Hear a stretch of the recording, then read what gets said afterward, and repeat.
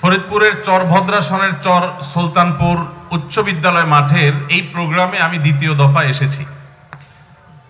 সাধারণত বাইরের প্রোগ্রামগুলোর ব্যাপারে আমি যথেষ্ট রেস্ট্রিকশন মেনে চলছি নিজে, খুব বেশি প্রোগ্রামে যেতে পারি না নানা কারণে। এই প্রোগ্রামটা পরপর 2 বছর আসার মূল উদ্দেশ্যটা আপনাদেরকে একটু শেয়ার করতে চাই। আর সে উদ্দেশ্যটার প্রথমটি হলো যে আমাদের এই যে আমার পাশে বসা আমাদের খুবই শ্রদ্ধাভাজন ভাই মুজাহিদ বেগ, উনি ওনার ভাইদের এবং বন্ধুদের সহযোগিতায় এলাকা স্কুলের বাচ্চাদের জন্য, ছেলে মেয়েদের জন্য, এমনকি বিভিন্ন পর্যায়ের শিক্ষার্থী এবং সাধারণ মানুষদের জন্য যে সমস্ত উদ্যোগগুলো গ্রহণ করেছেন, এটি অনুসরণ করবার মতো। আমি ওনাদেরকে অনুপ্রেরণা দেওয়ার জন্য, উৎসাহ দেওয়ার জন্য এসেছি। অনেকেই তো অনেক কিছু করে, এক একজনের এক এক ধান্দা, এক এক টার্গেট, এক এক অসৎ উদ্দেশ্য থাকে বা আপনার হীন স্বার্থ থাকে। কিন্তু আমি ব্যক্তিগতভাবে ওনাদের সম্পর্কে যতটা জানি, তার উপরে ভিত্তি করে, আল্লাহর উপরে ভরসা করে আমি মনে করি যে তারা আল্লাহর সন্তুষ্টির জন্য মানুষের কল্যাণে কিছু কাজ করার চেষ্টা করেন। তো আমি বছরে একটা দিন তাদের সাথে উপস্থিত হয়ে যদি অনুপ্রেরণা দিতে পারি, তাদেরকে আল্লাহ তাআলা কিয়ামতের ময়দানে যে বিনিময় দিবেন, আরশের মালিক যেন আমাকে সেখান থেকে একটু শরীক করেন, এটা আমার উদ্দেশ্য।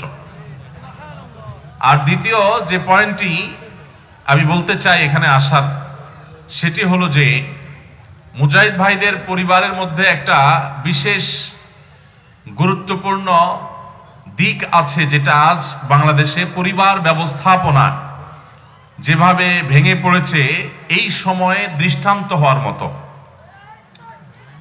আপনারা এলাকাবাসী যারা, তারা হয়তো জানেন, কিন্তু দূর দূরান্ত থেকে যারা আসছেন তারা অনেকেই জানেন না যে মুজাহিদ ভাইরা 9 ভাই।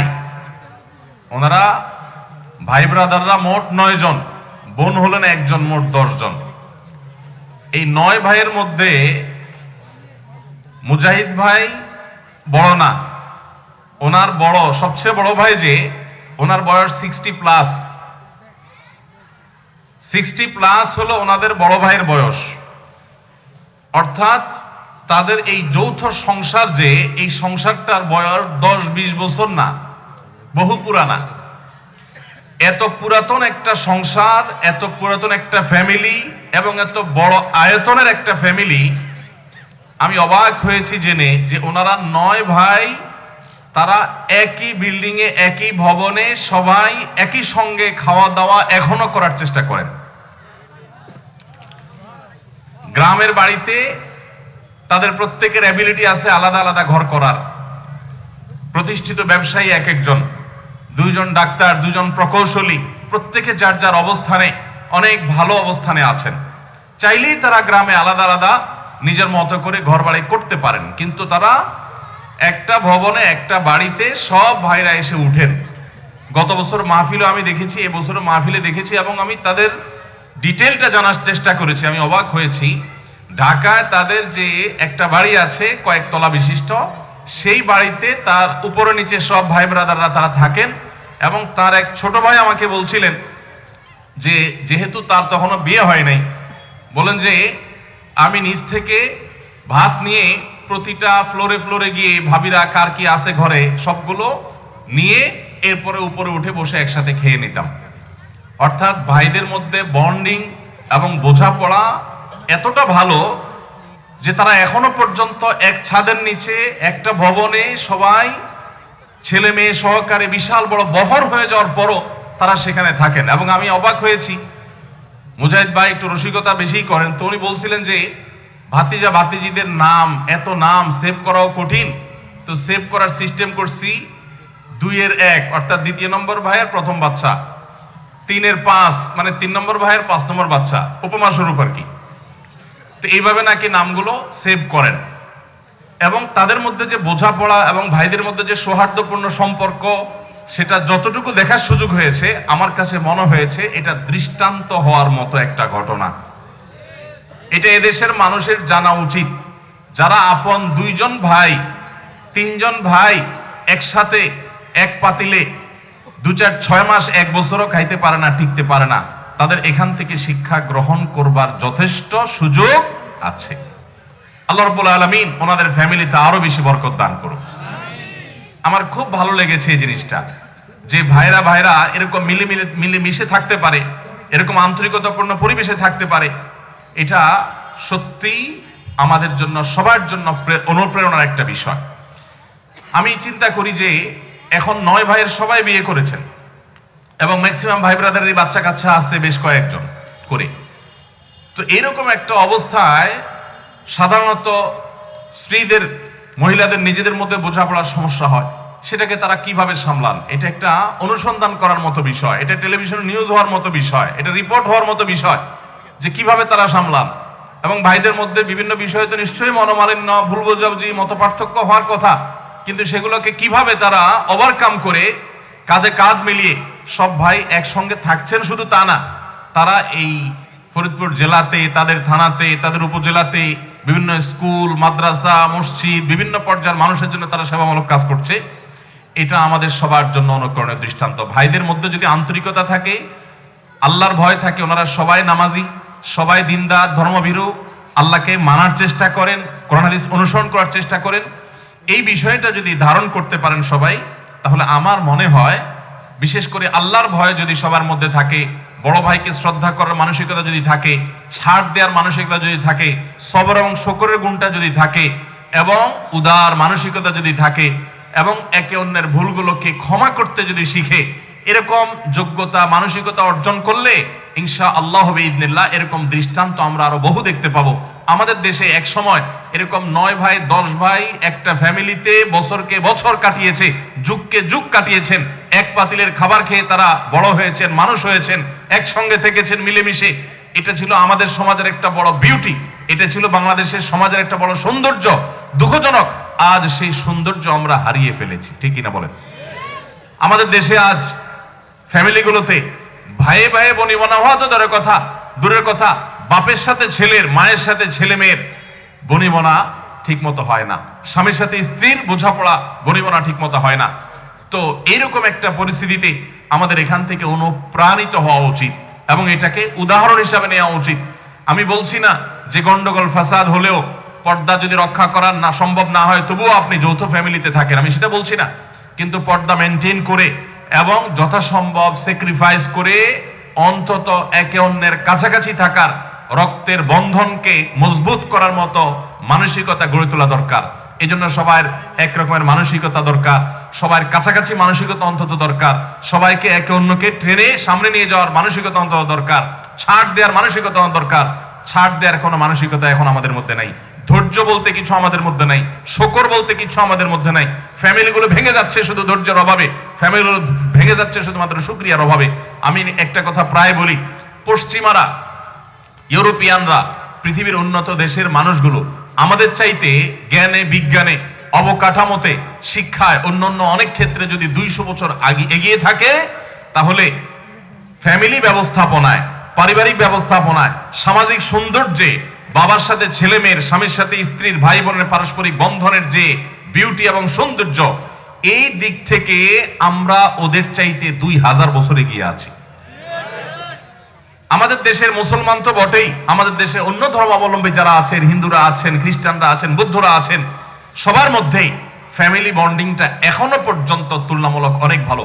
আমরা পশ্চিমা সংস্কৃতির কুপ্রভাবে অনেকেই আমাদের পরিবার ব্যবস্থাপনাকে ভেঙে খান খান করে ফেলেছি, ধ্বংস করে ফেলেছি। আল্লাহ তাআলা আমাদের সবাইকে মিলে মিশে আত্মীয়তার বন্ধনগুলোকে রক্ষা করে সুন্দরভাবে এই দুনিয়ার জীবনকে যাপন করার, আল্লাহ সন্তুষ্টির পথে এগিয়ে যাওয়ার তৌফিক দান করুন। সবাই ভাই বোনের প্রতি আমরা আন্তরিক হব, ভুল ধরাধরি কম করে ক্ষমা করতে শিখবো বেশি, উদার হওয়ার চেষ্টা করব, নিজের ফ্যামিলির সদস্য, স্ত্রী, সন্তানদেরকেও সেই মানসিকতা দিয়ে গড়ে তুলবো। বড় মনে মানুষ, মুত্তাকি মানুষ, আল্লাহভীরু মানুষ, প্রকৃত জান্নাতি মানুষ যারা হয়, তাদের মনগুলো অনেক বড় হয়, তাদের দৃষ্টিভঙ্গি অনেক বড় হয়, তারা মানুষকে ক্ষমা করতে শিখে, তারা ধৈর্য ধারণ করতে শিখে, তারা খোঁচাখুচি করতে শিখে না, ওইটা কেন বললো, ওইটা কেন করলো, তাহলে সে আমার ভালো চায় না, সে আমার ক্ষতি চায়। নেগেটিভটা সবসময় শয়তান মাথার মধ্যে আনে এবং আমাদের মধ্যে টুকরো টুকরো করে ছাড়ে। তো এই সময়ে এই আমাদের মুজাহিদ ভাইদের এই ফ্যামিলি, বিশেষ করে ওনার এই 9 ভাইয়ের একসাথে থাকা, সেটা গ্রামেও একসাথে থাকা, শহরে সবাই যে একসাথে সবসময় থাকতে পারছেন তা না, কাজের কারণে কেউ হয়তো অন্য জায়গায় থাকছেন, বাট একটা ভবন তাদের মূল পরিচয়, এই জায়গাতেই তারা আসেন, এখানেই তাদের ফ্ল্যাট, এখানে তাদের বাড়ি। এটা আমার মনে হয় খুব বিরল একটা দৃষ্টান্ত। যেটা আমাদের দেশে আগে ঘরে ঘরে ছিল, সেটা এখন বিরল হয়ে গেছে। আসুন আমরা এই প্র্যাকটিসটা আমাদের সমাজে একটু করার চেষ্টা করি, সহনশীলতা আনি। আল্লাহ তাআলা আমাদের সবাইকে সেই তৌফিক দান করুন। সবাই চেষ্টা করবো তো ইনশাআল্লাহ। ওনার বাবা ডাক্তার আব্দুল মান্নান বেগ, ওনার প্রতি, ওনার মায়ের প্রতি আমরা দোয়া করি, ওনাদের প্রতি আল্লাহ তাআলা যেন রহমত বর্ষণ করেন, তোমাদের ভুল ত্রুটি মাফ করে দেন, তাদের ভালো কাজগুলো কবুল করবো না, আমিন। ভাইরা আমার, আলহামদুলিল্লাহ আমার ভালো লাগলো যে আনোয়ারা মান্নান বেগ, সরি আপনার আব্বার নাম হলো আব্দুল মান্নান না, আনোয়ারা তো আপনার মায়ের নাম। হ্যাঁ, আব্দুল মান্নান বেগ, জি। আনোয়ারা মান্নান বেগ ফাউন্ডেশন, এই আনোয়ারা মান্নান ফাউন্ডেশন থেকে ওনারা যে কাজগুলো করেন আমার কাছে ভালো লেগেছে। অনেকেই তো অনেক সামাজিক কাজ করেন, এর ভিতরে একটা হলো ওনারা ফ্রি চিকিৎসার ব্যবস্থা করেন, আলহামদুলিল্লাহ। বিশেষ করে চোখের ছানি অপারেশন, বছরে প্রায় 400-500 চোখের ছানি অপারেশন করে দেন ওনারা ফ্রি, এবং আরো বিভিন্ন রকমের ফ্রি ট্রিটমেন্ট করেন, যেহেতু ভাইরা ডাক্তার আছেন 2 জন। এবং সেই সাথে স্কুলের বাচ্চাদেরকে ওনারা বৃত্তি দিয়ে থাকেন। এই বৃত্তিটা দিয়ে থাকেন সাধারণত গরিব অসহায় ফ্যামিলি বাচ্চাদেরকে শিক্ষা খরচ ইত্যাদি দিয়ে থাকেন। নুরানির বাচ্চারা যাতে স্কুলে পড়ার পাশাপাশি তারা কোরআনের হিফজও করে, সেজন্য উৎসাহ দেন, তাদেরকে নামাজি হওয়ার জন্য উৎসাহিত করেন, তাদেরকে দিনদার হওয়ার জন্য, ইসলামকে প্র্যাকটিস করার জন্য তারা উৎসাহিত করেন, এবং সেজন্য নানা রকমের উদ্যোগ তারা নেন। ক্রীড়া প্রতিযোগিতার যে ব্যবস্থা তারা করেন, সেটাও বাচ্চাদের সুস্থ ধারার সংস্কৃতি চর্চা করবার জন্য। আজকের অনুষ্ঠানের ব্যানারেই আপনারা দেখতে পাচ্ছেন সাংস্কৃতিক সন্ধ্যা। সাংস্কৃতিক সন্ধ্যা নাম শুনলে আমরা বুঝি হলো টং টং গান বাজনা, বাদ্যযন্ত্র, আর এছাড়া অন্য কিছু আমাদের মাথায় আসে না। সুস্থ সংস্কৃতি যে হতে পারে তার একটা উজ্জ্বল দৃষ্টান্ত আজকে আমরা দেখেছি, আলহামদুলিল্লাহ। তো ওনারা বিশেষ করে আমাদের স্কুল কলেজের ছেলে মেয়েদের মধ্যে মোরালিটি, নীতি নৈতিকতা যেন তাদের মধ্যে বিল্ড আপ হয়, সেজন্য তারা নানামুখী আয়োজন করে থাকেন। আজকের আয়োজনটাও তারই অংশ। এবং এক পারা হেফজো করেছে এরকম শিক্ষার্থীদের মধ্যে বহু শিক্ষার্থীদেরকে তারা এক পারা হেফজো করিয়েছেন উৎসাহিত করে, বিভিন্ন উপহার দিয়ে, পুরস্কার দিয়ে। আজকে 8 জন শিক্ষার্থী যারা এক পারা হেফজো করে উত্তীর্ণ হয়েছে পরীক্ষায়, তাদেরকে আজকে ইনশাআল্লাহ বাইসাইকেল পুরস্কার দেওয়া হবে। এটা একটা উজ্জ্বল উদাহরণ। আমরা অনেকে এটাকে অনুসরণ করতে পারি, আমাদের শিক্ষার্থীদেরকে দিনের পথে আনার জন্য, সৎ পথে আনার জন্য এরকম নানামুখী উদ্যোগ থাকা উচিত। আমি দোয়া করি মনের গভীর থেকে আল্লাহ রাব্বুল আলামিন তাদেরকে সেই তৌফিক, আমাদের সবাইকে সেই তৌফিক দান করুন। ওনারা এই খরচটা নিজেরা ভাই ব্রাদাররাই বেয়ার করেন, একান্ত কাছের বন্ধু বান্ধব কেউ থাকলে শরীক হন, এর বাইরে গণহারে সাধারণ মানুষ থেকে তারা টাকা পয়সা নেন না।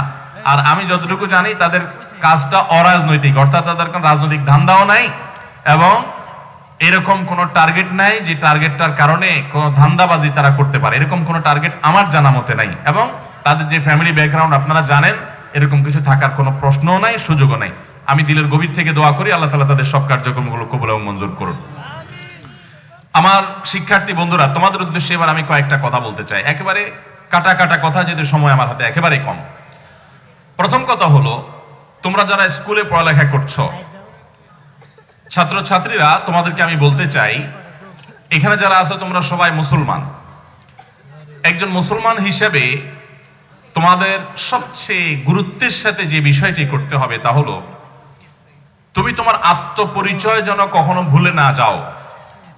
তোমার যে মূল পরিচয়, তুমি একজন মুসলিম, এটা যেন তুমি তোমার কাজে, তোমার কর্মে, তোমার বিশ্বাসে, তোমার পরিচয়ে সবকিছুতে যেন প্রকাশ হয়, সেই চেষ্টা তোমরা করবে।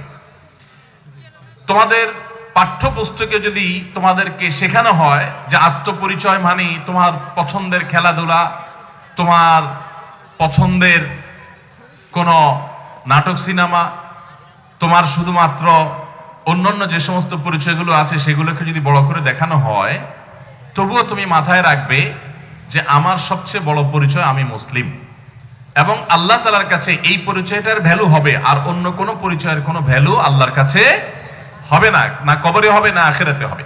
আখিরাতে বিশ্বাসী মুসলমান হিসাবে তুমি তোমার আত্মপরিচয় কখনো ভুলবা না। তুমি স্কুলে পড়ো, কলেজে পড়ো, কোচিং সেন্টারে যাও, কাজে যাও, বাইরে যাও, যেখানে থাকো, তোমার সবসময় মাথায় থাকতে হবে আমি মুসলিম, আল্লাহর কাছে আমাকে দাঁড়াতে হবে, আমার পুরো জীবনের হিসাব দিতে হবে। অতএব আমার এই মুসলমান পরিচয় এটা আমার অন্তরে যেন সবসময় জাগ্রত থাকে এবং সেই চেতনার আলোকে আমি যেন সব কাজ করি। এটা হলো প্রথম তোমাদের প্রতি আমার উপদেশ।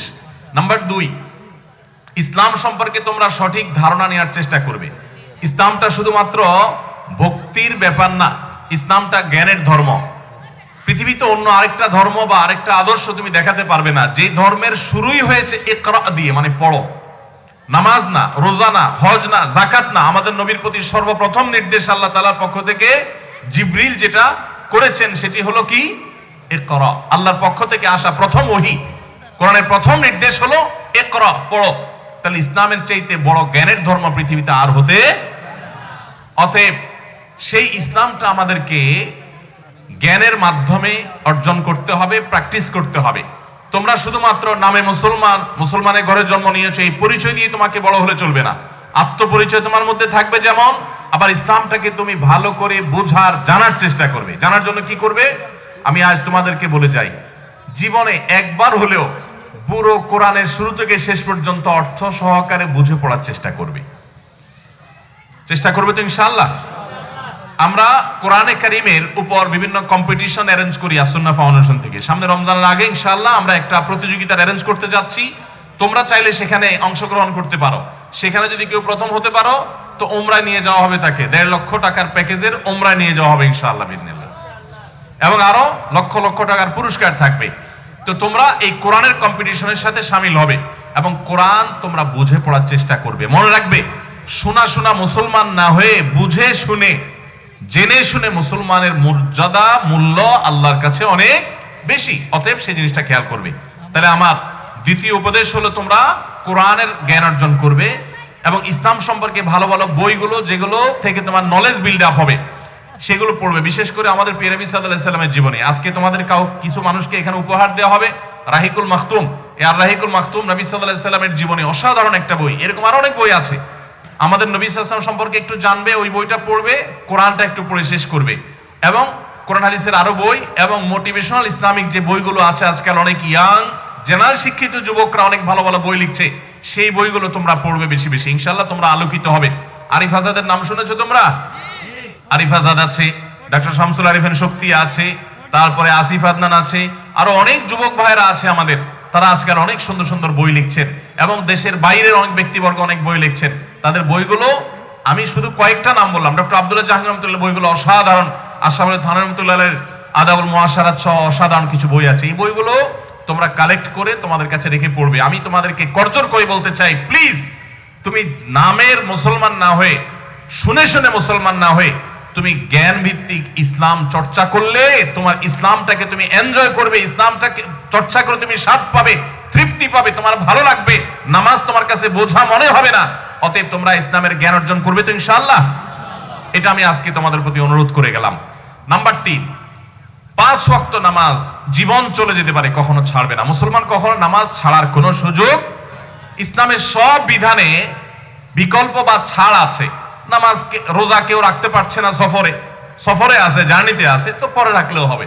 নামাজের ক্ষেত্রে এরকম কোনো বিধান নাই। দাঁড়ায় না পারলে বসে, বসে না পারলে শুয়ে, ইশারায়, যতক্ষণ সেন্স আছে ততক্ষণ তাকে নামাজ পড়তে হবে, কোনো অবস্থাতে মাপ নাই। এই নামাজ, 5 ওয়াক্ত নামাজ আমাদেরকে ভালো মানুষ হতে সাহায্য করবে যদি যথাযথভাবে আমরা আদায় করতে পারি। এই জন্য তোমার স্কুলে পরীক্ষা আছে, পরীক্ষার ফাঁক দিয়ে তুমি নামাজ পড়ে ফেলবে। টাইমিং মিল করে ওয়াক্ত হয়ে গেলে নামাজ পড়ে পরীক্ষার হলে ঢুকবে। আবার আসরের সময় তোমার নামাজ পড়তে হবে, টাইমিং রেখে তুমি খাতা জমা দিয়ে এসে নামাজ পড়বে। আর নাহলে পরীক্ষার হলে টিচারের কাছে তুমি নামাজের জন্য সময় চাইবে। টয়লেটে যাওয়ার জন্য যদি সময় চাইতে পারি, পাইতে পারি, নামাজের জন্য পেতে পারি না, অন্তত ফরজটুকু পড়বো। তাহলে 5 ওয়াক্ত নামাজ পড়বে। মনে থাকবে তো ইনশাআল্লাহ? 3টা উপদেশ হয়ে গেল। 1 নম্বর হলো আত্মপরিচয় ভুলবে না, তুমি মুসলমান, এই কথা মাথায় রেখে সবকিছু করবে। নাম্বার 2, 5 ওয়াক্ত নামাজ তোমরা পড়বে। নাম্বার 2, কোরআন হাদিসের জ্ঞান অর্জন করবে এবং জেনে শুনে মুসলমান হবে। নাম্বার 3, 5 ওয়াক্ত নামাজ পড়বে। নাম্বার 4, তোমাদের চরিত্রকে হেফাজত করবে। এই কানে গান, বাদ্যযন্ত্র, এই সমস্ত কিছু, এগুলো থেকে এই কানকে পবিত্র রাখবে। মনে রাখবে, শুনতে তোমার কাছে হয়তো মজা লাগছে, তুমি ঈমান থেকে দূরে সরে যাবে। এগুলো শয়তানের চক্রান্তের অংশ। মানুষকে বেঈমান করার জন্য মক্কার মুশরিকরা কোরআন থেকে সরাবার জন্য তারা এই আয়োজন করেছিল। সূরা লোকমানের 6 নম্বর আয়াত খুলে দেখো, ব্যাখ্যা খুলে দেখো। আব্দুল্লাহ ইবনে মাসউদ, আব্দুল্লাহ ইবনে আব্বাস রাদিয়াল্লাহু তাআলা সহ সিনিয়র সাহাবীদের ব্যাখ্যা দেখো, সবাই একমত যে মানুষের ঈমান হরণ করবার জন্য এই সমস্ত সংস্কৃতির নাম দিয়ে এগুলো প্রবেশ করানো হয়েছে। এগুলো যদি তোমার কাছে শিক্ষার নামেও আসে, পাঠ্যপুস্তকেও আসে, এগুলো যদি তোমার কাছে বিনোদনের নামেও আসে, তুমি প্রত্যাখ্যান করবে, বিকজ তুমি মুসলমান।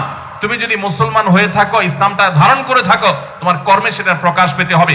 মনে রাখবে, নামে মুসলমানের জন্য আল্লাহ জান্নাত তৈরি করেন নাই, সিরিয়াস মুসলমানের জন্য আল্লাহ জান্নাত তৈরি করেছেন। তুমি সিরিয়াস মুসলমান হতে হবে। এই জন্য 4 নম্বর উপদেশ হলো, প্লিজ তোমাদের চরিত্রকে হেফাজত করবে না। হারাম গান বাজনা শুনবে, প্রয়োজনে কোরআন তেলাওয়াত শুনতে পারো, ভালো ইসলামী সঙ্গীত শুনতে পারো, তোমার ইসলামের সংস্কৃতির অঙ্গনে অনেক কিছু করা আছে সেগুলো করবে, এবং সেই সাথে চরিত্রকে হেফাজত করবে। ছেলে মেয়ে বিবাহ বহির্ভূত যে সম্পর্ক আজকাল সমাজে অনেকটা বিষয়গুলো স্বাভাবিক হয়ে গেছে। তুমি একজন মুসলমান হিসেবে মনে রাখবে, আল্লাহর কাছে তোমার দাঁড়াতে হবে। যৌবনে তুমি কি করেছো, কিভাবে তোমার চরিত্রকে নষ্ট করেছো, হারাম পথে গিয়েছো, এর জন্য তোমাকে জবাবদিহি করতে হবে। মনে রাখবে, তুমি বিবাহের আগে যতটা অন্যায় পথে যাবে, বিবাহের পরে তোমাকে তার জন্য ততটা মাসুল দিতে হবে, ততটুকু মাসুল দিতে হবে। আজকাল এখনকার প্রজন্ম স্বামী স্ত্রীর মধ্যে কোনো বোঝাপড়া নাই, ভালোবাসা নাই, সম্প্রীতি নাই। এর অন্যতম একটা কারণ হলো বিবাহের আগেই হারাম সম্পর্কে জড়িয়ে পড়ে। আর আমাদের আগের জেনারেশন বা আমাদের চেয়ে আরো সিনিয়র বা আমাদের পর্যায়ের জেনারেশন যারা, তাদের স্বামী স্ত্রীর মধ্যে এখনো বোঝাপড়া অনেক ভালো, হাজার গুণে ভালো। এর অন্যতম প্রধান কারণ হলো তাদের চরিত্রকে তারা নষ্ট করে নাই। তুমি বিবাহের আগে যদি হারাম উপায়ে তুমি মজা নেওয়ার, তৃপ্তি নেওয়ার চেষ্টা করো, গুনাহ করার চেষ্টা করো, হয়তো তুমি তৃপ্তি পেয়ে যাবে।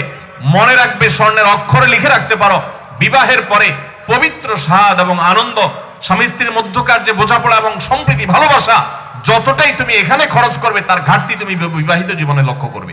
অতএব তোমার নিজের জীবনকে ধ্বংস থেকে বাঁচানোর জন্য চরিত্রকে নষ্ট করবে না, অপেক্ষা করবে বৈধ সময়ের জন্য। শয়তান তোমাকে অনেক অনেক প্ররোচনা দিবে। যুবক হিসাবে আমি তোমাকে বলতে চাই, সূরা কাহফটা বুঝে পড়ার চেষ্টা করবে, সূরা ইউসুফটা বুঝে পড়ার চেষ্টা করবে। ইউসুফ আলাইহিস সালামকে অন্যায়ের প্রতি আহ্বান করেছিল জুলাইখা, কিভাবে তার চরিত্রকে তিনি হেফাজত করেছেন সেটা পড়বে এবং অনুপ্রাণিত হবে। কোন হারাম অফার পেয়ে তুমি সেখানে কাজ হয়ে গেলা, এটা তো কোনো একজন শক্ত সবল সাহসী যুবকের কাজ হতে পারে না, এটা দুর্বল যুবকের কাজ। দুর্বল যুবক সে যেখানে সেখানে কাজ হয়ে যায়। তোমার মেরুদণ্ড যদি সোজা থাকে, তোমার ঈমান যদি শক্ত থাকে, তোমার ভিত্তি যদি মজবুত থাকে, তোমার ঈমান যদি স্ট্রং থাকে, তুমি যদি সাহসী হয়ে থাকো প্রকৃত অর্থে, তাহলে প্রকৃত বীরত্ব হলো তোমার অন্যায়ের পথে যাওয়ার সুযোগ থাকা সত্ত্বেও তুমি যাবে না, ঠায় দাঁড়িয়ে থাকবে সত্যের উপরে। আল্লাহ তোমাদের সবাইকে সেই তৌফিক দান করুন। তাহলে 4টা উপদেশ আমার হয়ে গেল। নাম্বার 5, তোমরা পড়ালেখাটা খুব ভালো করে করবে। তোমরা নামাজ কালাম পড়ো, কোরআন হাদিস পড়ো, ইসলাম টুকটাক চর্চা করো, হারাম থেকে বাঁচার চর্চা করো। কিন্তু তুমি যদি আবার গুনাহে লিপ্ত হও, খারাপ কাজে যাও, তুমি যদি পড়ালেখাটা কম করো, রেজাল্ট তোমার খারাপ হয়, তাহলে সবাই বলবে ধর্মকর্ম করে ছেলেটা নষ্ট হয়ে গেছে। তাহলে দ্বীনের বদনাম হবে, ইসলামের বদনাম হবে।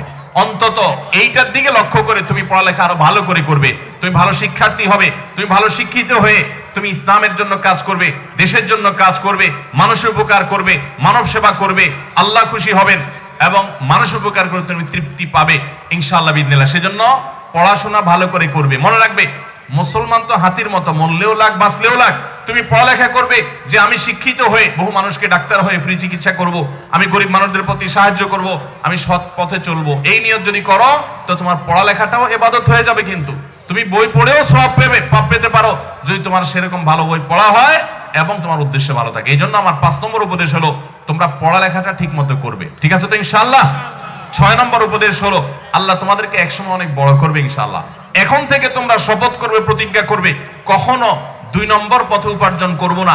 সমাজে সবাই টাকা পয়সা কামানোর জন্য পাগল হয়ে যায়, মরিয়া হয়ে যায়, অবৈধ পথে চলে যায়। আমার সমাজে কোনো দাম না থাকলেও সবাই যদি টানে, তারপর আমি অন্যায়ের পথে যাব না। আমি ঘুষ খাবো না, অন্যায় করব না, দুর্নীতি করব না এবং ঘুষ দেব না, কোনো অন্যায়ের কাছে মাথা নত করবো না, প্রয়োজনে ডাল ভাত খাবো। মনে রাখবে, সমাজে বেশিরভাগ মানুষ সুদে ঘুষে জর্জরিত, সেই পথে চলে যায়। তুমি তার বিপরীতে চলা শেখো। প্রাণী, একটা মাছ স্রোতের বিপরীতে চলতে শিখে, যদিও সে আকারে ছোট হয়, তার ভিতরে প্রাণ আছে, তোমার ভিতরে ঈমান আছে, তুমি সমাজের স্রোতের বিপরীতে চলতে শিখবে, ইউনিক যুবক হওয়ার চেষ্টা করবে। মনে রাখবে, সবাই যে আকাম করে, খারাপ কাজ করে, তুমিও সেটা করলা, তাহলে তুমি ইউনিক যুবক হলে না। ইউনিক যুবক হতে হলে তোমাকে সমাজের স্রোতের বিপরীতে চলার মতো মেরুদণ্ড থাকতে হবে, সাহস থাকতে হবে। এই জন্য সবাই সৎ পথে চলবে তো ইনশাআল্লাহ। আমাদের এই দেশটাতে সৎ মানুষের বড় অভাব, বড় অভাব, তোমরাও জানো, বড় অভাব। এই অভাবটা দূর করতে হলে তোমাদের সংকল্প করতে হবে যে আমরা কখনো হারাম উপার্জন করব না। আমাদের মা বোন, আমাদের স্ত্রী, আমাদের সন্তান, ছেলে মেয়ে সবাইকে আমরা বুঝাই নেব, আমরা প্রয়োজনে ডাল ভাত খাবো, কিন্তু আমরা অবৈধ উপার্জন করব না। শেষ 7 নম্বর উপদেশ হলো, তোমরা কখনো তোমাদের হাত মুখ দ্বারা কাউকে কষ্ট দিবে না। তোমাদের যে বয়সটা, এই বয়সটা বড় ডেঞ্জারাস বাবারে। এই বয়সটা সারা জীবন থাকবে না, একটা সময় বয়সটা চলে যাবে, তখন তোমার কৃতকর্মের জন্য অনুশোচনা হবে, তুমি লজ্জিত হবে, অনুতপ্ত হবে, কিন্তু তুমি পেছনে ফেরার আর সুযোগ পাবে না। তোমার এখন তারুণ্য আর উচ্ছলতা আছে, তোমার এখন যৌবনের গরম আছে, উদ্যম আছে। এটার জন্য তুমি বাসে উঠে 3-4 বন্ধু মিলে তুমি কন্ডাক্টরের সাথে 2 কথা থেকে 3 কথা হয়ে গেছে, বাদানুবাদ হয়ে গেছে, তাকে আমি 2-1টা ঘুষি দিয়ে দিলে, কিল ঘুষি দিয়ে দিলে, থাপ্পড় দিয়ে দিলে, ধাক্কা দিয়ে দিলে, তুমি রাস্তায় মাস্তানি করলে, তুমি কোনো দুর্বলের প্রতি চড়াও হলে, মনে রাখবে তুমি কাপুরুষ, তুমি কাপুরুষ। তোমার 3-4 বন্ধু মিলে গায়ে জোর আছে, একজন দুর্বল রিকশাওয়ালার গায়ে হাত তুললে, কোথাও একটু মাস্তানি করলে, এই মাস্তানি করা এটা তো পশু প্রাণী যাদের গায়ে শক্তি আছে, যে কারোর উপরে চড়াও, এটা তো তাদের কাজ। তুমি তো মানুষ, তুমি তো মুসলমান, তুমি নিজেকে কন্ট্রোল করবে যে আমরা 10 বন্ধু একসাথে আছি, তারপরও আমরা কারোর সাথে খারাপ ব্যবহার করব না। একটা মানুষ ভুল করলে তাকে প্রয়োজনে সুন্দর করে বুঝাবো, আমরা মাস্তানি করব না। এই সমাজটাতে তরুণ তো বটেই, এমনকি আমাদের কিশোররা পর্যন্ত কিশোর গ্যাংয়ে সদস্য হয়ে তারা মাস্তানি করছে, সমাজটাকে অভিশপ্ত করে ফেলছে, গোটা সমাজটাকে ধ্বংস করে ফেলছে। তোমরা যদি এই সমাজকে বাঁচাতে চাও, তোমরা যদি এই সমাজের জন্য কিছু করতে চাও, তাহলে আমি উদাত্ত আহ্বান করতে চাই, প্লিজ আল্লাহর জন্য সংকল্প করো যে আমার যৌবনের যে গরম আছে এটাকে আমি নিয়ন্ত্রণ করব। আমি যেখানে সেখানে এই গরম ছেড়ে দিব না, এবং মানুষের উপর অবিচার করব না, মানুষের প্রতি অন্যায় আচরণ করব না, মাস্তানি করতে যাব না, গুন্ডামি করতে যাব, কন্ট্রোল করব। সেটা চায়ের দোকানে হোক, সেটা আমার শিক্ষা প্রতিষ্ঠানের ক্যাম্পাসে হোক, সেটা বাজারে হোক, সেটা পাবলিক পরিবহন হোক, সেটা পাবলিক প্লেসে হোক, সেটা মসজিদে হোক, সেটা যেই কোনো জায়গায় হোক, আমি কোথাও মাস্তানি করব না। আমি বিনয়ী হব, আমি ভদ্র হব। মনে রাখবে, বুড়ো হওয়ার পরে, বৃদ্ধ হওয়ার পরে, পরিণত বয়স হওয়ার পরে তুমি এমনি ফেরেশতা হয়ে যাবে, আমার ওয়াজ করা লাগবে না, তুমি এমনি লাইনে চলে আসবে। তখনকার লাইনে আসার মূল্য আল্লাহর কাছে এত নেই, এখনকার লাইনে আসার মূল্য যত বেশি। ডক্টর খন্দকার আব্দুল্লাহ জাহাঙ্গীর রহমতুল্লাহ আলাইহি ইসলামী বিশ্ববিদ্যালয় কুষ্টিয়ার প্রফেসর ছিলেন, স্যার রহমতুল্লাহ আলাইহি বলতেন যে তোমরা তরুণরা 5 ওয়াক্ত নামাজ পড়ে শুধুমাত্র আল্লাহর কাছে যেই সওয়াব পাবে, উনি বলতেন যে আমার মতো দাড়ি পাকা বুড়ো তাহাজ্জুদ পড়েও আল্লাহর কাছে সেই সওয়াব মর্যাদা পাবো না। কারণ তোমাদের এই বয়সে 5 ওয়াক্ত নামাজ ঠিক মতো পড়ার গুরুত্ব আল্লাহর কাছে আমার মতো দাড়ি পাকা বুড়োর তাহাজ্জুদ পড়ার চাইতে অনেক বেশি। এই জন্য তোমাদের এই যৌবনকে তোমরা হেফাজত করবে। আল্লাহ কিন্তু জিজ্ঞাসা করবেন তোমার যৌবনকালে কি করে আসছো। বুড়ো বয়সে এসে দাড়ি রেখে সুফিসাব হয়ে গেছো বা তুমি নামাজি হয়ে গেছো, এটা আল্লাহ তাআলার কাছে অনেক বড় ইম্পর্টেন্ট বিষয় না, এটাও গ্রহণযোগ্য বটে, কিন্তু সবচেয়ে ইম্পর্টেন্ট হলো আল্লাহর কাছে যৌবনকালে কি করেছো জিজ্ঞাসা করা হবে তোমার যৌবনকালে কি করেছো।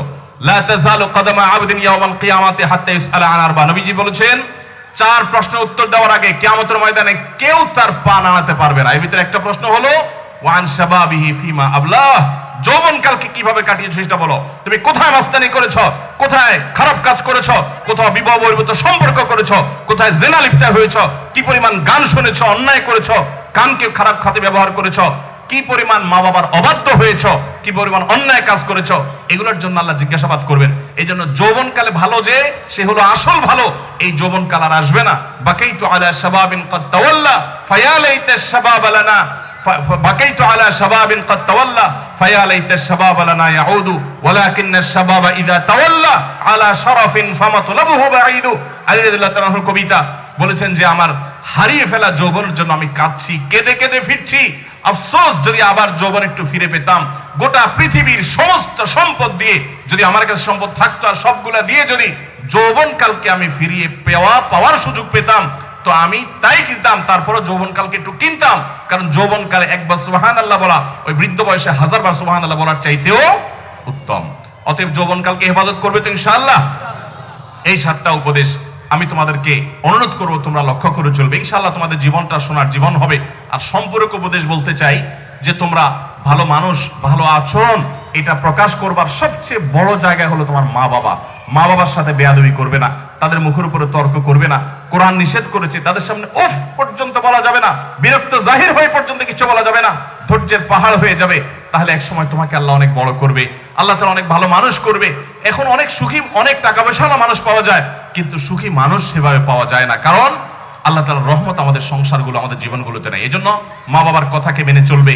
পশ্চিমা দুনিয়ার বস্তা পচা সস্তা আবর্জনাকে সংস্কৃতির নামে, বিনোদনের নামে, শিক্ষার নামে, পাঠ্য বইয়ের মোড়কে যেভাবেই আমদানি করা হোক না কেন, তুমি একজন সচেতন যুবক হিসাবে সেগুলোকে বর্জন করে মুসলমানিত্বের পরিচয়কে ধারণ করে তুমি ইসলামী ভাবধারায় মূল্যবোধে গড়ে উঠবে, বেড়ে উঠবে।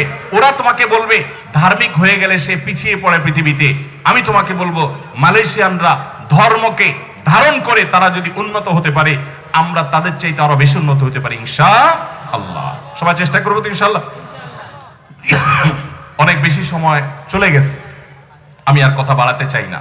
এই 7টা নসিহত তোমরা সবাই ধারণ করবে তো ইনশাআল্লাহ। তোমাদের সবাইকে প্রত্যেকটা কথা আল্লাহ তাআলা মেনে চলার তৌফিক দান করুন।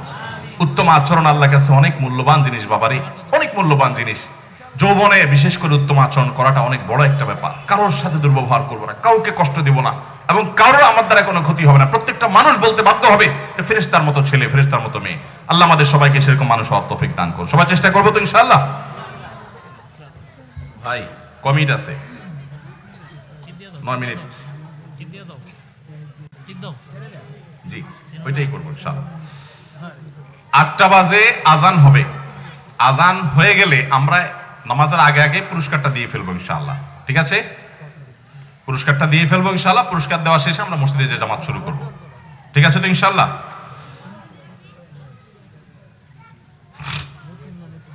আলহামদুলিল্লাহ, আমরা প্রশ্ন উত্তর যতটুকু সম্ভব, আর 10 মিনিট সময় আছে, আর 5 মিনিট বাড়ায় আমি দেখিয়ে দেওয়ার চেষ্টা করি। বিসমিল্লাহ। আমার জানার বিষয় হলো পিঠা উৎসব অনুষ্ঠান ইসলাম সমর্থন করে কিনা। আমাদের দেশে শীতকালে বিশেষ করে বিভিন্ন জায়গায় পিঠা উৎসব হয়, তাই না? এই পিঠা উৎসবকে ইসলাম সমর্থন করে কিনা, এর উত্তর দেওয়ার জন্য আমাকে একটা মৌলিক কথা বলতে হবে, আর সেটা হলো আল্লাহ রাব্বুল আলামিন কোরআন এবং হাদিসে, এই ভাই মোবাইলে তুমি তো চিল্লাচিল্লি করতে হবে না, ভলান্টিয়ার নাকি না মিডিয়ার লোক? ওখান থেকে এত দূরে কথা বলতেছো যে আমার অ্যাটেনশন নষ্ট হয়ে গেছে, আবার যেতে হবে আমার। মোবাইলে কথা বলার জন্য দূরে সরে যাও, এখানে বসে বসে কথা বলতেছো কেন? প্রথম প্রশ্ন হলো আমার জানার বিষয় পিঠা উৎসব অনুষ্ঠান ইসলাম সমর্থন করে কিনা। আমাদের দেশে শীতের মৌসুমে বিভিন্ন জায়গায় বিভিন্ন রকমের পিঠা উৎসব হয়ে থাকে।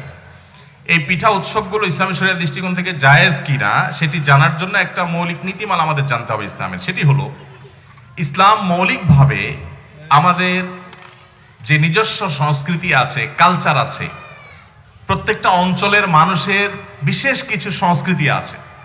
যেমন নবান্ন উৎসব হতো আমাদের সমাজে এক সময়, না?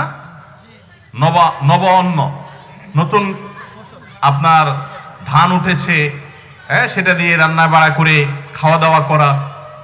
তো এরকম যত আনন্দ উৎসব যেগুলো আঞ্চলিক, কোনো সামগ্রিক পরিসরে না, বৈশ্বিক পরিসরে বা বৈশ্বিক পরিমণ্ডলে না, বিভিন্ন অঞ্চলের মানুষের নিজস্ব কিছু সংস্কৃতি থাকে।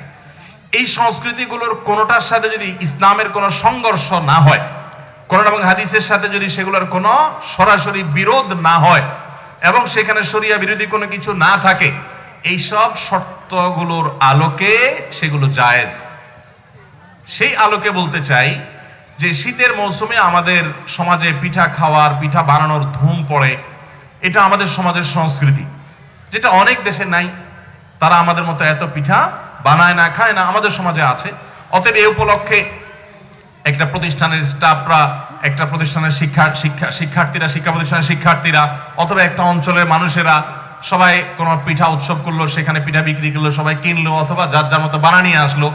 এগুলো সবগুলো জায়েজ অনুষ্ঠানের মধ্যে পড়বে কয়েক শর্ত সাপেক্ষে। নাম্বার 1, এই পিঠা উৎসবের নামে যদি সেখানে মিউজিকের ব্যবহার এবং ছড়াছড়ি থাকে, এবং সেখানে বাদ্যের তালে তালে গানের তালে তালে মানুষ এই পিঠা উৎসব উপভোগ করে, তাহলে এটা হারাম হওয়ার ব্যাপারে কোনো সন্দেহ নাই।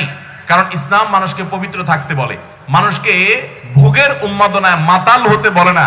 দুনিয়াতে সঠিক এবং বৈধ উপায়ে তৃপ্তি স্বাদ ভোগ করা ইসলাম জায়েজ করে, কিন্তু উন্মাদনা করতে ইসলাম বলে না। এই গান বাদ্যযন্ত্রের ব্যবহারগুলো উন্মাদনা তৈরি করে। তোমরা দেখবে যে গান বাদ্যযন্ত্রগুলো এগুলোর ব্যবহার যখন হয়, এই যে পোলাপান তিরিং বিরিং নাচে, দেখবা ছোট বাচ্চাও যদি হয় দেখবা মিউজিকের তালে তালে নাচতেছে। এটা কি স্বাভাবিকত্ব না অস্বাভাবিকত্ব? মানুষ একটা সুস্থ সবল মানুষ তিরিং বিরিং করে লাফালাফি করা, এটা কি সুস্থতা না অসুস্থতা? এটা স্বাভাবিক কোনো বিষয় অন্তত না। তো ইসলাম মানুষের মধ্যে এই ধরনের উন্মাদনা সৃষ্টি হোক সেটা চায় না। এই উন্মাদনাগুলো মানুষ অনেক চেতনাকে নষ্ট করে দেয়। আর সেই কারণে পিঠা উৎসবে যদি কোনো মিউজিকের ব্যবহার থাকে তাহলে সেটা হারাম হবে, আর যদি না থাকে তাহলে একটা শর্ত পাওয়া গেছে হালাল হওয়ার বা জায়েজ হওয়ার। নাম্বার 2, এই পিঠা উৎসবের নামে যদি নারী পুরুষের ফ্রি মিক্সিং এর ব্যবস্থা করে দেওয়া হয়, সেখানে পর্দার কোনো বালাই না থাকে, তাহলে ইসলাম সেটাকে নিষেধ করে। ইসলাম কেন নিষেধ করে? অনেক ভাই দেখবা, অনেক মুসলমান আছে যারা আজকাল দেখা যায় যে এই প্রশ্ন তোলে যে ইসলাম কিছু করতে গেলে এটা হারাম ওইটা হালাল, এই সমস্ত কথা বলে। তো আমার সামনে বেশিরভাগ স্কুলের শিক্ষার্থীরা আছে, এছাড়া আরো যারা আছেন সবাইকে বলতেছি, ইসলাম যদি আমাদেরকে কোনো বিষয় নিষেধ করে, আল্লাহ যদি কোনো বিষয় হারাম করেন, সেটা আল্লাহর কোনো স্বার্থে না আমাদের প্রয়োজনে, আমাদের কল্যাণে। আমরা কোনো কিছু করলে বা না করলে আল্লাহর কিছু যায় আসে না। অতএব এই যে ফ্রি মিক্সিং এবং পর্দাহীনতার সয়লাব, এগুলো আমাদের সমাজকে ধ্বংসের দিকে নিয়ে যায়। আজ আমাদের সমাজে যে অশান্তি তোমরা দেখতে পাচ্ছ, এই যে কদিন ধরে তোমরা দেখতে পাচ্ছ যে দেশের একটা সরকারি বিশ্ববিদ্যালয়ে একটা ধর্ষণের ঘটনা আমাদের সবার মাথাকে হিট করে দিচ্ছে, আমরা লজ্জিত হয়ে যাচ্ছি। চট্টগ্রাম বিশ্ববিদ্যালয়ের একজন শিক্ষক কর্তৃক শিক্ষার্থী, একজন না কয়েকজন শিক্ষকের বিরুদ্ধে শিক্ষার্থীদের যৌন হয়রানির অভিযোগগুলো নিয়ে রীতিমতো টেলিভিশনগুলো নিউজ করছে। এই ধরনের ঘটনা আমরা অহরহ শুনছি, প্রতিনিয়ত শুনছি, প্রায় শুনছি। এই ঘটনাগুলো আমরা শুনছি কেন? কারণ আমাদের দৈনন্দিন জীবন ইসলামের সে প্র্যাকটিস নাই। আমরা ছেলে মেয়েদেরকে সকল বাঁধ উঠিয়ে তাদেরকে আমরা এমন ভাবে মিক্স করে ফেলছি যে এগুলো থেকে আসলে খুব অবশ্যম্ভাবী ভাবেই ওই মন্দ পরিণতির দিকে আমাদের চলে যেতে হচ্ছে। এই জন্য পিঠা উৎসবে যদি সেরকম কিছু না থাকে তাহলে সেক্ষেত্রে সেটা জায়েজ হতে পারে, আর যদি কোনো হারাম উপাদান থাকে তাহলে সেটা নাজায়েজ হবে এবং গুনাহ হবে। আল্লাহু আ'লাম বিসওয়াব। এরপরে প্রশ্ন হলো, যুবকদের আকৃষ্ট করার জন্য লক্ষ লক্ষ টাকা খরচ করে খেলাধুলার প্রতিযোগিতার আয়োজন করা শরীয়ত সম্মত কিনা? এই প্রশ্নের উত্তর জানার জন্য একটা শরিয়ার একটা মূলনীতি আমাদের জানতে হবে। মূলনীতিটা হলো, মুসলমানরা যদি এমন কোন প্রতিযোগিতা বা এমন কোন খেলাধুলা করে যেই খেলাধুলায় শারীরিক কসরত আছে, শারীরিক ব্যায়াম আছে, সেখানে দৌড়াদৌড়ি আছে, সেখানে আপনার বিভিন্ন রকমের ব্যায়ামের যে কাজটা পারপাসটা সেটা সার্ভ হয়, এরকম যদি খেলাধুলা হয়, তাহলে সেই খেলাধুলা যদি এক পক্ষ অপর পক্ষ বা প্রতিযোগীরা পরস্পরকে জিতা বা হারার ভিত্তিতে টাকা পয়সা বা এরকম কোনো কিছু দেওয়া নেওয়ার কোনো লেনদেন না থাকে, এবং সেখানে যদি শরিয়ার যে সতর ঢাকার বিধান আছে সেটা লঙ্ঘন না হয়, এবং সেখানে যদি দ্বীনের থেকে দূরে থাকার কোনো কারণ না হয়, সেরকম কোনো আসক্তির পর্যায়ে না যায়, এই সমস্ত শর্তের আলোকে ইসলাম ফিজিক্যাল এক্সারসাইজ হয়, শারীরিক কসরত হয়, ব্যায়াম হয়, এরকম খেলাগুলোকে জায়েজ করেছে। প্রিয় নবী সাল্লাল্লাহু আলাইহি সাল্লাম আম্মা জান আয়েশা রাদিয়াল্লাহু তাআলার সাথে একাধিক দিন দৌড় প্রতিযোগিতা করেছেন, এবং প্রিয় নবী সাল্লাল্লাহু আলাইহি সাল্লামের মসজিদে নববীর আঙ্গিনাতে বিদেশি সাহাবীরা এক ধরনের খেলার আয়োজন করেছে, শারীরিক কসরতমূলক। আম্মা জান আয়েশা রাদিয়াল্লাহু আনহা সেটা পর্দার মধ্যে থেকে দেখেছেন। রাসূল আকরাম সাল্লাল্লাহু আলাইহি সাল্লাম সেই সুযোগ করে দিয়েছেন। নবী সাল্লাল্লাহু আলাইহি সাল্লাম একবার কোন একটা বাজারে যাচ্ছিলেন, কিছু মানুষের মধ্যে এই ধরনের একটা কম্পিটিশন শুরু হয়েছে। তখন নবী সাল্লাল্লাহু আলাইহি সাল্লামকে দেখে তারা থামিয়ে দিল। নবী সাল্লাল্লাহু আলাইহি সাল্লাম বললেন, থামালে কেন? করো।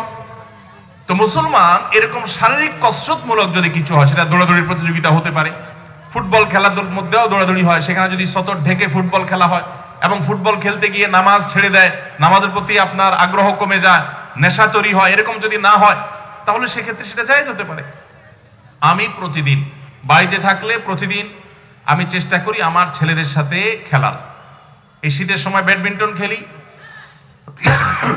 আর অন্য সময়ে কখনো ফুটবল কখনো ক্রিকেট খেলি, যখন যেটা সুযোগ হয়। কিন্তু ছেলেদের সাথে আমি নিয়মিত খেলার চেষ্টা করি, এবং গতকালকেও আমি প্রায় 1 ঘন্টা টানা ছেলেদের সাথে খেলেছি। আলহামদুলিল্লাহ, আমার ছেলে মেয়েদের মধ্যে মোবাইলের কোনো আসক্তি নাই। কারণ মোবাইলে তারা কেন যাবে? মোবাইলে তারা যে আনন্দ পাবে তার চেয়ে দ্বিগুণ আনন্দ তাদের পাওয়ার মতো ব্যবস্থা আমি করে দিয়েছি। তাদের সাথে আমি সময় দিচ্ছি, আমরা পুরো পরিবার আমরা সময় দিচ্ছি, এবং আমরা একসাথে বিনোদন করছি। তো শরিয়ার এই সমস্ত শর্তগুলো মেনে যদি এরকম কোনো খেলাধুলা আয়োজন করা সেটা জায়েজ আছে।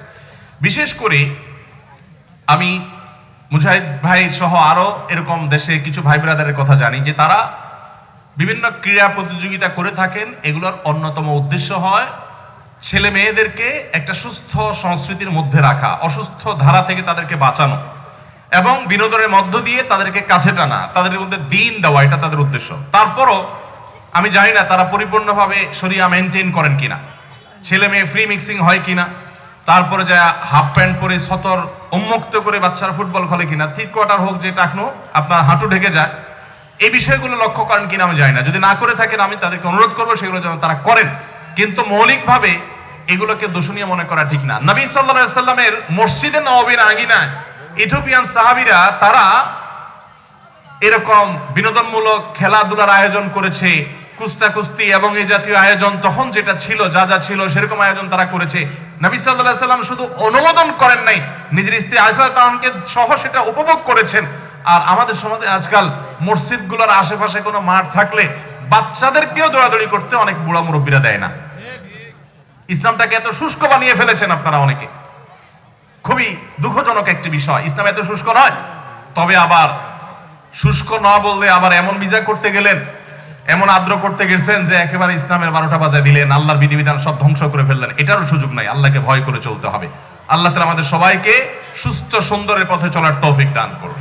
আমরা না জেনে ইসলামকে অনেক সময় ভুলভাল ভাবে উপস্থাপন করে থাকি, এটা ঠিক না। যতটুকু জানবো ততটুকু বলবো। হ্যাঁ, যে সমস্ত খেলাধুলায় শারীরিক কসরত নাই, যেমন লুডু, দাবা, যেমন ক্যারাম, এই জাতীয় যে সমস্ত খেলাগুলো আছে, এগুলোতে শারীরিক কোনো ব্যায়াম হয়? শারীরিক ব্যায়াম হয় না, উল্টা বরং আরো পেট বড় হয়। পেট বড় হয় কেন? কারণ বসে বসে খেলতে খেলতে তার তো ফিজিক্যাল এক্সারসাইজ হয় না। এই ধরনের খেলাকে ইসলাম কখনো অনুমোদন দেয় না। এই সমস্ত খেলাধুলা মানুষের শারীরিক তো উপকার হয় না, বরং আরো ক্ষতি হয়, মানসিকও ক্ষতি হয়। মানসিক ক্ষতি কিভাবে হয়? এই ধরনের খেলাধুলা যারা করে, লম্বা সময় খেলাধুলা করার পর তাদের মানসিকভাবে তারা অনেকটা অবসাদগ্রস্ত হয়ে পড়ে, অস্বস্তি বোধ করে, তাদের মধ্যে কখনো ফ্রেশ মুড তৈরি হয় না। বরং এর বিপরীতে যদি কেউ দৌড়াদৌড়ির প্রতিযোগিতা করে, কেউ যদি ফুটবল শরিয়ার সীমানার মধ্যে থেকে সতর টতর সব ঠিক মতো ঢেকে ঢুকে যদি খেলে, তাহলে এই ফিজিক্যাল এক্সারসাইজের পর সে হারুক বা জিতুক, যেটাই করুক, যদি সে আপনার ফিজিক্যাল এক্সারসাইজ করে আসে, তো দেখবে মানুষের মধ্যে ফ্রেশনেস আসে, এক ধরনের ভালো লাগা কাজ করে, শরীরটা হালকা মনে হয়। এই জন্য শরীয়ত সেগুলোকে নিরুৎসাহিত করে না। এই যে মোবাইলে বসে ভূতের মতো ঘন্টায় ঘন্টা গেম খেলে না আজকাল মানুষ, এগুলোকে শরীয়ত এলাও করে না। আল্লাহ তাআলা আমাদেরকে বোঝার তৌফিক দান করুন। আচ্ছা, এরপরে প্রশ্ন হলো, সম্প্রতি জগন্নাথ বিশ্ববিদ্যালয়ে ধর্ষণ কাণ্ডে গোটা দেশ তোলপাড়। একজন আলেম হিসাবে বিষয়ে আপনি কি বলবেন? দেখুন, আমরা প্রত্যেকটা মানুষ লজ্জিত। এদেশের মানুষ হিসাবে আমাদের মুখটা কয়দিন পর পর কিছু কুলাঙ্গাররা ছোট করে দেয়, কিছু অমানুষ আমাদের মুখটাকে ছোট করে দেয়। এই সমস্ত অমানুষগুলোর দৃষ্টান্তমূলক শাস্তি এদেশে খুব একটা হয় না, আর না হওয়ার কারণে এগুলো অনবরত হতেই থাকে। আমরা পরিষ্কার করে বলতে চাই, শিক্ষাক্রম থেকে, পাঠ্যপুস্তক থেকে নৈতিক শিক্ষা, ধর্মীয় শিক্ষা যত কমাবেন, তত দেশের মধ্যে এই রকম অনাচার, অসভ্যতা, বর্বরতা এবং অন্যায় অনৈতিক কর্মকাণ্ডের পরিমাণ বাড়তে থাকবে। আমাদের দেশে আজ থেকে 20-25 বছর আগে ধর্মীয় চর্চা বেশি ছিল এখনকার তুলনায়। তখনকার মানুষের মধ্যে সততা এখনকার তুলনায় একটু হইলেও বেশি ছিল।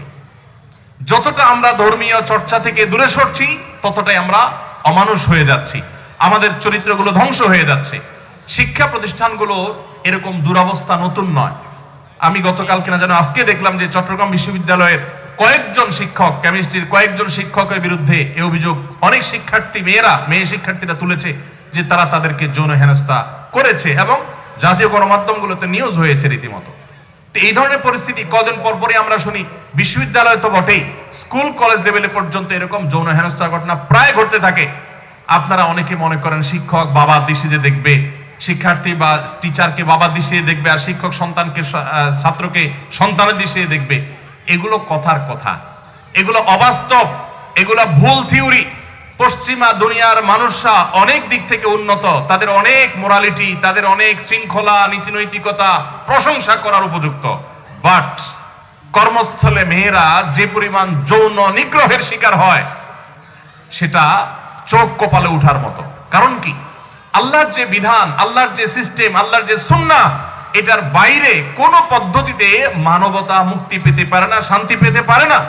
মেয়েদেরকে ছেলেদেরকে একাকার করে দিবেন আর বলবেন যে ভাইয়ের দৃষ্টিতে দেখো, বোনের দৃষ্টিতে দেখো, বাবার দৃষ্টিতে দেখো, মেয়ের দৃষ্টিতে দেখো। এগুলা কথার কথা এবং ফাঁকা বলি, বাস্তবতা এগুলো না। একজন মানুষ তার মধ্যকার যে প্রবৃত্তি, তার ভিতরে যে তাড়না অন্যায়ের, সেটি তাকে অন্যায়ের দিকে ধাবিত করে। এটাকে নিয়ন্ত্রণ করবার জন্য ইসলাম বাদ দিতে বলেছে।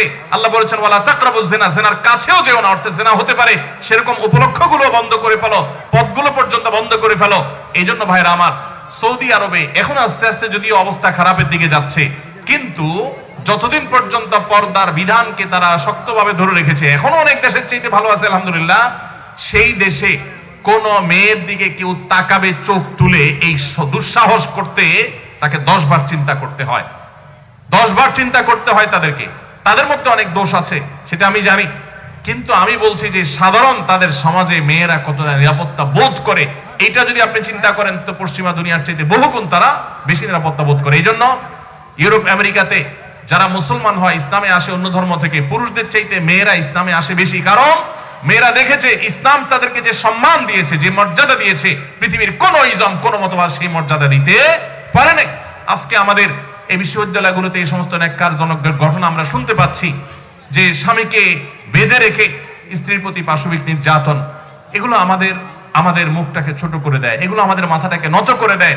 আল্লাহ তাআলা এই সমস্ত নরপিশাচ থেকে আমাদের সমাজকে হেফাজত করুন, নিরাপদ রাখুন, এবং আমাদের সবাইকে আল্লাহ তাআলা সচ্চরিত্রবান মানুষ হওয়ার তৌফিক দান করুন।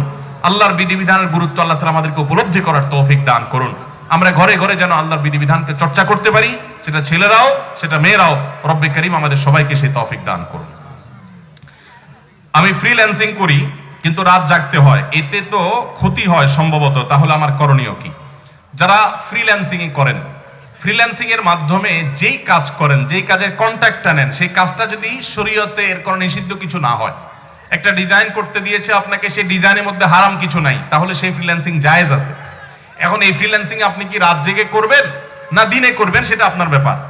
রাত জেগে কাজ করা শরীয়তে হারাম না, তবে যদি কারো সুযোগ থাকে রাতে কাজ না করে দিনে কাজ করার, সেটা করা ইসলামে প্রশংসনীয়। কারণ রাতের ঘুমটা মানুষের স্বাস্থ্যের জন্য যেমন প্রয়োজনীয়, তেমনি ভাবে আল্লাহ রাব্বুল আলামিন মানুষকে এভাবে সৃষ্টি করেছেন। আর নবী সাল্লাল্লাহু আলাইহি ওয়াসাল্লামের সুন্নাত হলো এশার পরে দ্রুততার সাথে শুয়ে পড়া। আজ আমাদের অবস্থা হলো যে এই ভাই তো ফ্রিল্যান্সিং করতে গিয়ে রাত জাগবেন, কিন্তু রাত জাগার কথা বলছেন, কিন্তু আমাদের সমাজে বেশিরভাগ মানুষ বেহুদা কাজে রাত 12টা-1টা পর্যন্ত জাগে, ঠিক কিনা বলেন? পৃথিবীতে যারা উন্নতি করেছে, যারাই উন্নতি করেছে, সেটা আমেরিকানরা হোক, সেটা চাইনিজরা হোক, সেটা জাপানিজরা হোক, সেটা কোরিয়ানরা হোক, আমি নিজের চোখে যে সমস্ত দেশ দেখার সুযোগ হয়েছে, আল্লাহ তাআলা তৌফিক দিয়েছেন, আমি নিজের চোখে দেখেছি। তারা সন্ধ্যার পর ঘুমায় পড়ে, সন্ধ্যার পর ঘুমায় পড়ে, তার নামাজ কালাম নাই, মুসলমান না ম্যাক্সিমাম, তাই না? তারা সন্ধ্যার পর শুয়ে পড়ে।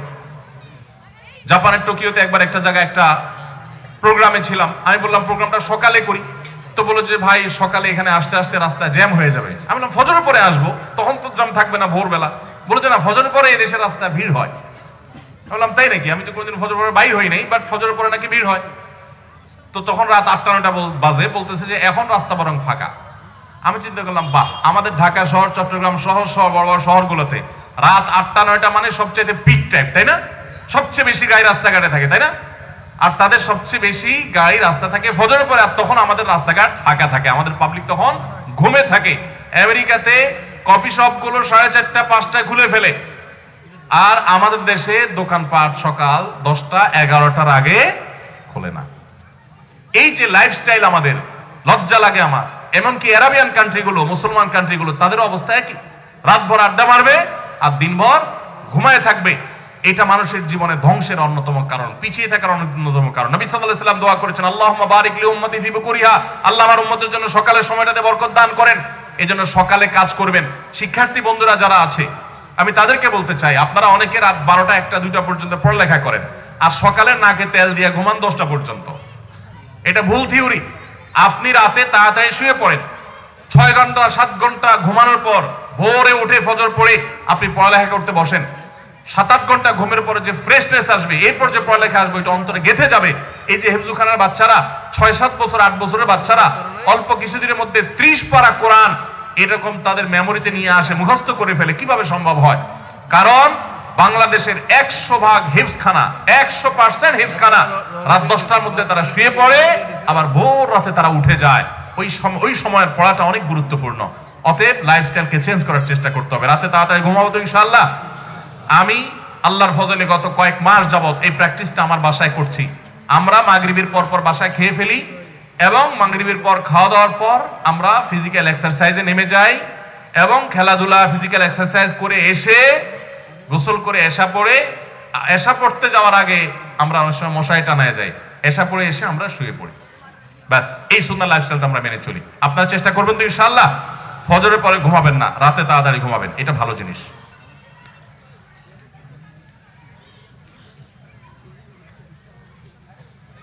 আমার কোলে রাত 4টা পর্যন্ত চালাতে পারবো, কিন্তু নামাজের পরে কি আর করবেন?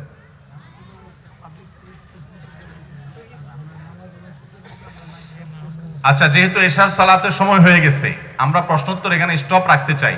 নামাজের পরে অনুষ্ঠান করার জন্য যেহেতু উনি আয়োজক, উনি তো যত রষ্টি ভাবে আমাকে আনছে, যেহেতু ওনার তত পোষাবে, উনি তো সেই চেষ্টাই করবে। তো উনি আমার ভাই ব্রাদার মানুষ, আমিও চিপতে রাজি আছি, সমস্যা নেই। কিন্তু এশারের পরে আপনারা আবার অনেকে দূর দূরান্ত যেতে হবে। আপনারা কি এশারের পরে প্রশ্নোত্তর শোনার জন্য প্রস্তুত আছেন? কয়জন প্রস্তুত আছেন একটু হাত তোলেন। আরে সুবহানাল্লাহ, তো ডেঞ্জারাস অবস্থা দেখি। আমরা তো 9টার মধ্যে এলাকা ছাড়ার নিয়ত করছি। আচ্ছা ঠিক আছে, এশার পরে যদি মানুষ থাকে তাহলে আমরা প্রশ্নোত্তর কন্টিনিউ করব, আর না হলে ইনশাআল্লাহ এখানে শেষ। তবে পুরস্কারটা দিয়ে ফেলবো এখন। আপনারা যারা আজান দেওয়ার সাথে সাথে জামাত হবে, যারা নামাজ যাবেন যান, আমরা পরে পরে নেব জামাত করে।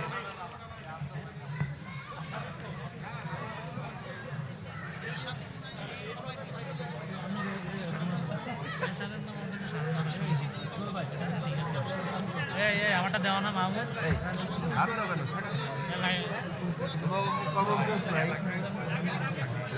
আচ্ছা, আমরা কি নামাজটা আরেকটু পরে পড়ব?